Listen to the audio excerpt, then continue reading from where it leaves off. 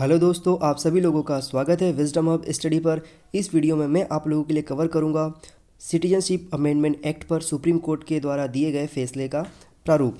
तो supreme court ने इसकी सुनवाई की 22 जनवरी 2020 को। तो सुप्रीम कोर्ट ने सुनवाई के दौरान ये कहा कि जो नागरिकता संशोधन कानून है, इसके बिना सुनवाई पर रोक नहीं लगाई जा सकती। देश भर में इस कानून के लिए बहुत सारे विरोध प्रदर्शन हो रहे हैं, बहुत सारे इसके पक्ष में भी प्रदर्शन हो रहे हैं या समर्थन में इसके लिए भी ऐसी बहुत सारी प्रक्रियाएं चलाई जा रही है। तो इन सभी प्रक्रियाओं के अंतर्गत कुल मिलाकर के 144 याचिकाएं दायर की गई थी इस कानून के विरोध में और समर्थन में। तो इन सभी याचिकाओं की सुनवाई के लिए जो सुप्रीम कोर्ट ने 22 तारीख का डेट डिसाइड किया था, तो 22 जनवरी 2020 को जब इसकी सुनवाई की गई तो उसमें सुप्रीम कोर्ट ने कई बातें कहीं। तो सुप्रीम कोर्ट ने जो बातें कही हैं उसमें ये कहा है कि 4 हफ्ते बाद ही इस मामले पर कोई अंतरिम राहत दी जा सकती है। मतलब इसकी सुनवाई तो अभी 22 तारीख को कर दी गई है, लेकिन इसके लिए तत्काल कोई निर्णय ऐसे नहीं लिए गए हैं या फैसले नहीं दिए गए हैं। इसके लिए कुल मिलाकर के केंद्र सरकार को 4 हफ्तों का समय दिया गया है कि वह इसके ऊपर एक रिपोर्ट बनाए और रिपोर्ट बनाने के बाद वो सुप्रीम कोर्ट को सौंपे और सुप्रीम कोर्ट उसके बाद इस पर जो भी फैसले लेने होंगे वो लेगी। फिर किसी भी हाई कोर्ट में इस मामले से संबंधित कोई भी सुनवाई नहीं होगी। सुप्रीम कोर्ट ने इस मामले की पूरी सुनवाई का जो एकाधिकार या विशेषाधिकार कह सकते हैं हम, ये पूरा का पूरा स्वयं अपने पास रखा है। इससे संबंधित कोई भी सुनवाई या कोई भी PIL किसी भी हाई कोर्ट में दायर नहीं किया जाएगा। फिर केंद्र सरकार को 4 हफ्ते में जवाब दाखिल करने को कहा गया है। मतलब केंद्र सरकार इस जो एक्ट है, जो कानून है, इस कानून के तहत जो भी प्रक्रिया हैं उस प्रक्रियाओं को लेकर के एक रिपोर्ट बनाएगी और रिपोर्ट 4 हफ्तों में सबमिट करना होगा सुप्रीम कोर्ट के सामने। फिर बिना केंद्र को सुने सुप्रीम कोर्ट का CA पर रोक लगाने से फिलहाल इनकार है। मतलब सुप्रीम कोर्ट ने इसके माध्यम से ये स्पष्ट करना चाहा है कि बिना केंद्र सरकार के बातों को या उसकी व्यवस्था को सुने हुए इस कानून पर रोक लगाना पॉसिबल नहीं है। सुप्रीम कोर्ट ने इसको कहा है। तो उसके लिए सुप्रीम कोर्ट ने केंद्र सरकार को 4 हफ्तों का समय दिया है। तो 4 हफ्तों में केंद्र सरकार उसके ऊपर लिखित एक जवाब दाखिल करेगी, रिपोर्ट बनाएगी, उस लिखित रिपोर्ट को वो जमा करेगी। उसके आधार पर सुप्रीम कोर्ट आगे की कार्यवाही करेगा, जो कि इसके 4 हफ्तों के बाद होगा। इसके बाद बहुत सारी प्रक्रियाएं हुई। इस प्रक्रिया के दौरान कुछ अंदर जो कोर्ट के अंतर्गत जो प्रक्रिया है उसके बारे में मैं आपको बताना चाहूँगा। तो देखिए, जब ये कोर्ट के अंदर सुनवाई हो रही थी तो उसके अंतर्गत जो भीड़ थी, उस भीड़ को लेकर भी बहुत ही चिंता दर्ज की गई यहाँ पर। चाहे वो अटॉर्नी जनरल के वेणुगोपाल हो या फिर विपक्ष के मतलब कपिल सिब्बल हो, इन्होंने बहुत सारी ऐसी प्रक्रियाओं को लेकर बात करी है। तो इसी बात में जब डिस्कशन हो रहा था, उसके ऊपर जब चर्चाएं चल रही थी कोर्ट के अंतर्गत, तो जो अटॉर्नी जनरल है भारत सरकार के वेणुगोपाल राव ने कोर्ट में भीड़ को लेकर के शिकायत करा।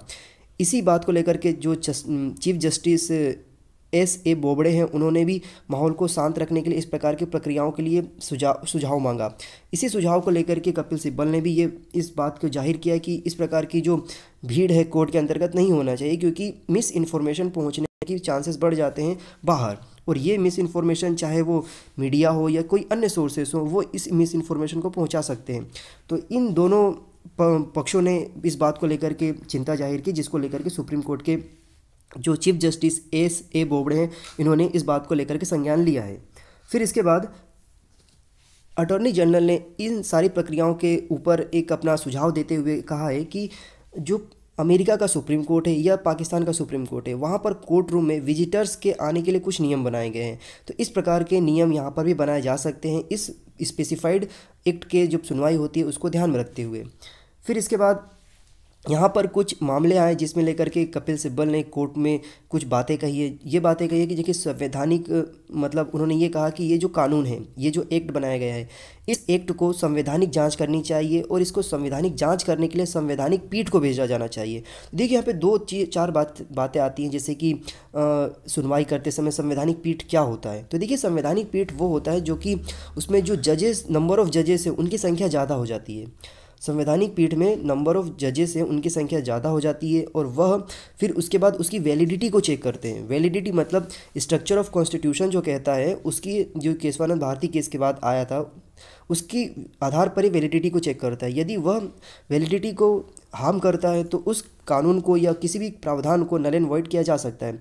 तो कपिल सिब्बल ने इसके संवैधानिक पीठ को भेजने की मांग करी है। तो ये जब पीठ को भेजा जाएगा तो ये प्रक्रिया वहाँ पर अपनाई जाएगी।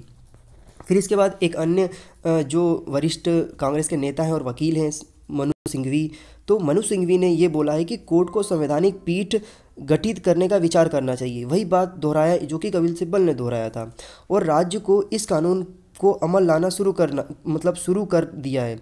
तो संघवी ने यहाँ पे ये कहना चाहा है कि जो कोर्ट है, कोर्ट को इसके ऊपर संवैधानिक पीठ गठित करना चाहिए, लेकिन राज्यों ने क्या किया है, राज्यों ने इस कानून को इम्प्लीमेंट करना शुरू कर दिया है। तो यह कहाँ तक सही है और कहाँ तक गलत है, इसके बारे में भी इस पीठ को सोचना चाहिए, ये इन्होंने यहाँ पे कहना चाहा है। फिर यहाँ पर अटॉर्नी जनरल वेणुगोपाल राव ने सीए में दी गई नागरिकता के आधार पर यह भी कहा है कि इस कानून के तहत नागरिकता वापस लेने का कोई प्रावधान नहीं है, जबकि इसमें नागरिकता देने का प्रावधान है। के वेणुगोपाल राव ने यह बात को भी कहा है। फिर इसके बाद मैं आपको ये बताना चाहूँगा कि किन किन लोगों की याचिकाओं पर ये सुनवाई हुई थी। तो देखिए, जो इसमें वरिष्ठ नेता थे और कह सकते हैं कि कांग्रेस के वरिष्ठ व्यक्ति या विपक्ष के वरिष्ठ सांसदगण हैं, उन्होंने इस पे जो सुनवाई याचिका डाली थी, उनमें थे वरिष्ठ कांग्रेस नेता जयराम नरेश, फिर तृणमूल कांग्रेस की जो सांसद है महुआ मित्रा, असउद्दीन ओवैसी समेत अन्य कई प्रकार की संगठन थे जिन्होंने इसके ऊपर याचिका डाली थी। इसके संबंध में याचिका जब डाली गई थी 9 जनवरी को अदालत में पहली इसकी छोटी सी हेयरिंग हुई थी। तो 9 जनवरी 2020 को जब अदालत ने नागरिकता कानून के खिलाफ हो रहे विरोध प्रदर्शन के दौरान हो रही हिंसक घटनाओं पर नाराजगी जताई थी, और नाराजगी जताते हुए ये कहा था कि जब तक ये सारे हिंसक घटनाएं बंद ना हो जाएगी तब तक इस पर सुनवाई नहीं की जाएगी। और 9 जनवरी 2020 को ही सुप्रीम कोर्ट ने डेट दिया था कि 22 जनवरी 2020 को इसकी सुनवाई की जाएगी, पहली सुनवाई। फिर इसके बाद इसकी जो अध्यक्षता थी इस पूरे कह सकते हैं कि बेंच की, इसमें 3 जज थे, जिसकी अध्यक्षता यहाँ पर chief justice of India S.A. Bobde ने की थी। इसमें जो अन्य 2 जो जज थे वो थे जस्टिस S. अब्दुल नज़ीर और तीसरे जज थे इसमें जस्टिस संजीव खन्ना। तो ये 3 सदस्य पीठ थी जिन्होंने 9 तारीख को सुनवाई करी थी, और आगे की सुनवाई जो 22 तारीख को की गई है वो भी इन्होंने ही किया है। और उसी दरमियान इन्होंने जो सुप्रीम कोर्ट ने केंद्र सरकार को नोटिस दिया था, और नोटिस में ये जवाब मांगा था कि ये हिंसाएं क्यों हो रही है और सरकार इसको रोकने के लिए क्या कर रही है।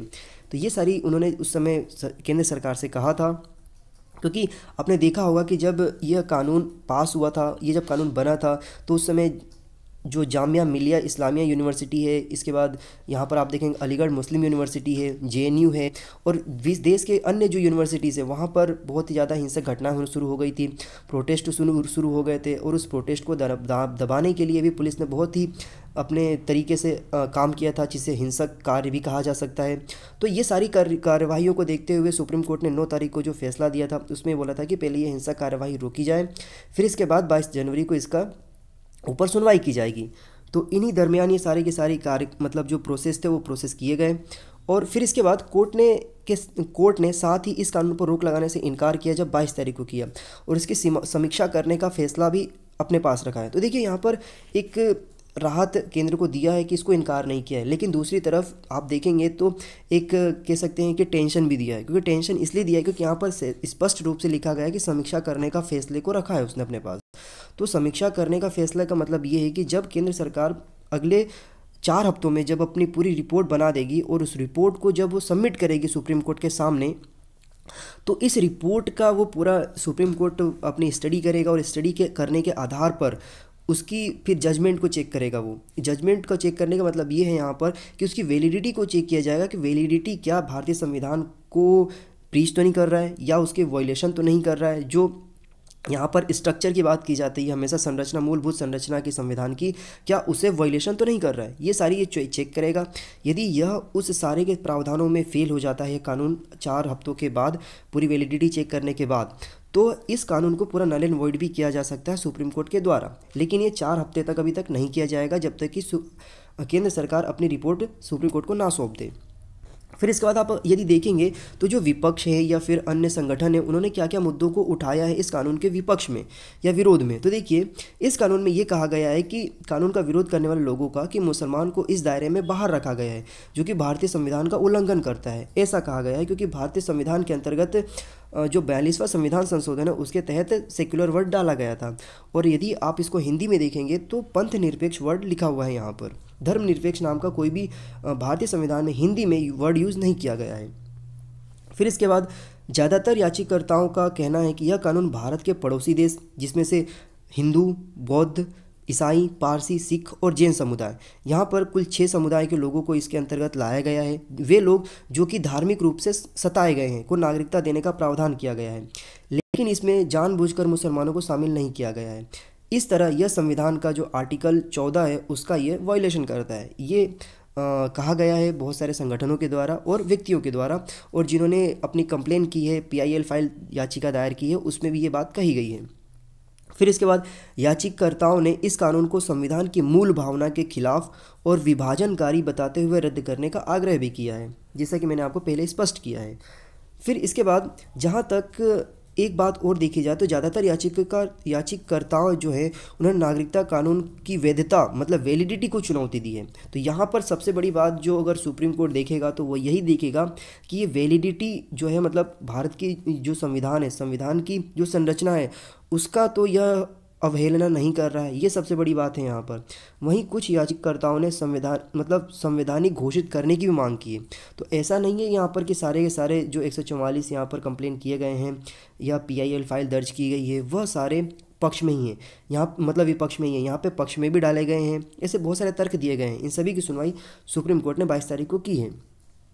अब मैं आपको स्पष्ट करा देता हूँ थोड़ी सी ब्रीफ इन्फॉर्मेशन कि क्या है नागरिकता कानून संशोधन कानून और क्यों हो रहा है इसका विरोध। तो देखिए, नागरिकता संशोधन कानून में पाकिस्तान, अफगानिस्तान और बांग्लादेश से 31 दिसंबर 2014 तक हिंदू, सिख, बौद्ध, जैन, ईसाई और पारसी जो भारत में आ चुके हैं इनको नागरिकता देने का प्रावधान करता है। मतलब यहाँ पर सीधी सी बात यह है कि इसमें जो मुस्लिम हैं उनको नागरिकता नहीं दी जाएगी इस कानून के अंतर्गत।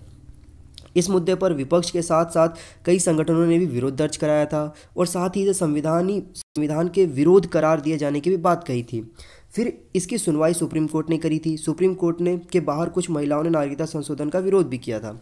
फिर इसके बाद आप देखेंगे तो इसको लेकर के बहुत सारे ऐसे पोस्टर्स, बैनर्स दिखाए गए थे जिसमें बायकॉट करते हुए बताया गया था।